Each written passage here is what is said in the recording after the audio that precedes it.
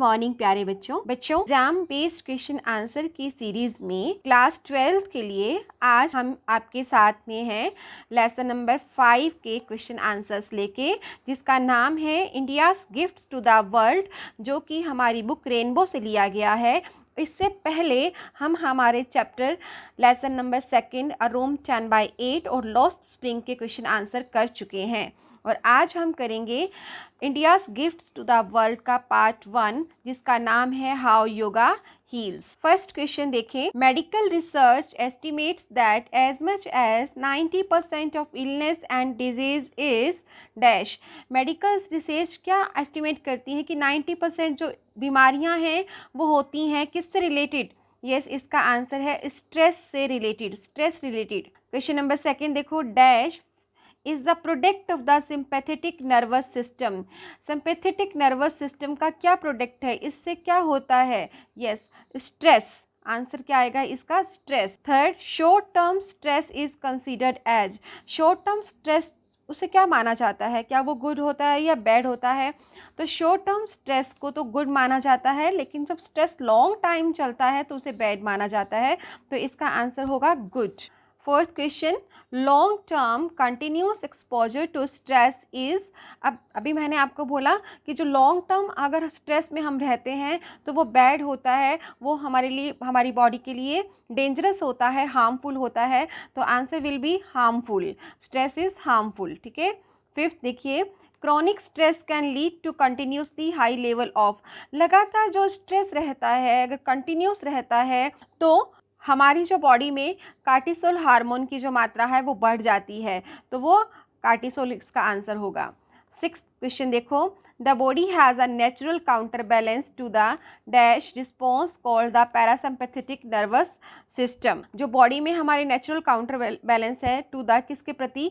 Fight और flight, fight और भागो या फिर लड़ो, ये इसका आंसर होगा। क्वेश्चन नंबर 7 देखिए। Continuous exposure to stress is harmful. हमने पहले भी किया है कि लॉन्ग टर्म अगर स्ट्रेस होता है तो भी हार्मफुल होता है, कंटिन्यूस एक्सपोजर होता है स्ट्रेस के लिए, स्ट्रेस का, वो भी हार्मफुल होता है।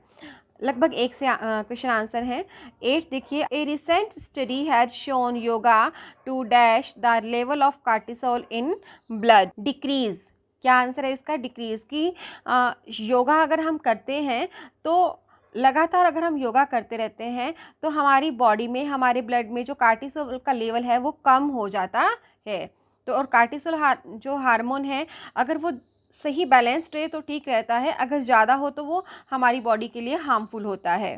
Practicing yoga also encourages one to lead a healthier lifestyle. इसका आंसर क्या होगा कि अगर हम योगा की प्रैक्टिस रोज करते रहते हैं तो हम एक हेल्दियर लाइफस्टाइल जी पाते हैं। 10th, yogas emphasis on. Yoga का जो एम्फेसिस है, जो दबाव है, वो योगा किस बात पर ज़्यादा दबाव डालता है? यानी कि डीप ब्रीदिंग। प्राणायाम जो है, कई कई कई तरह के प्राणायाम है वो कि हमारी ब्रीदिंग से ही रिलेटेड हैं, तो इसका एम्फेसिस डीप ब्रीदिंग पे रहता है। क्वेश्चन नंबर 11 देखिए। Yoga supports bodies healing mechanism. Yoga जो है बॉडी की हीलिंग मैकेनिज्म को सपोर्ट करता है। High level of dash can increase our heart rate. किस चीज़ का हाई लेवल जो है हमारी हार्ट रेट को बढ़ा सकता है? ये कार्टिसोल। कार्टिसोल का जो हाई लेवल है, कार्टिसोल हार्मोन जो है हमारे ब्लड में, हमारी बॉडी में, उसका अगर हाई लेवल, मैंने अभी भी बताया था कि नॉर्मल लेवल तक तो ठीक रहता है, अगर ये कम हो जाए या ज़्यादा हो जाए तो इससे हमारी हार्ट रेट पर इफ़ेक्ट पड़ता है। बच्चों ये सारे आंसर्स मैंने यहाँ पे लिख दिए हैं, you can check the spellings and answers also, ठीक है बच्चों।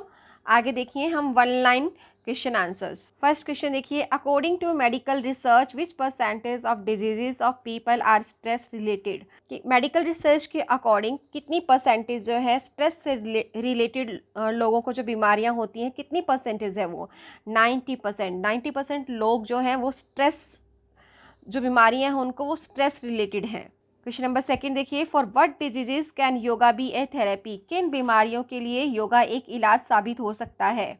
आंसर है for cancer, infertility, lung disease, multiple sclerosis, Parkinson's disease, insomnia, high blood pressure and joint pain. इन सब डिजीजेस के लिए योगा की जो थेरेपी है वो बेनिफिशियल हो सकती है, इससे ये बीमारियां काफ़ी हद तक ठीक हो सकती हैं।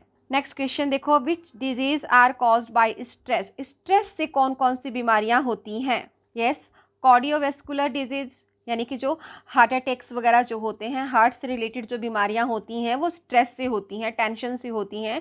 डिप्रेशन, एंग्जाइटी, डायबिटीज़, ये सब बीमारियां स्ट्रेस से होती हैं। देखो बच्चों, स्ट्रेस तो कभी लेना ही नहीं चाहिए।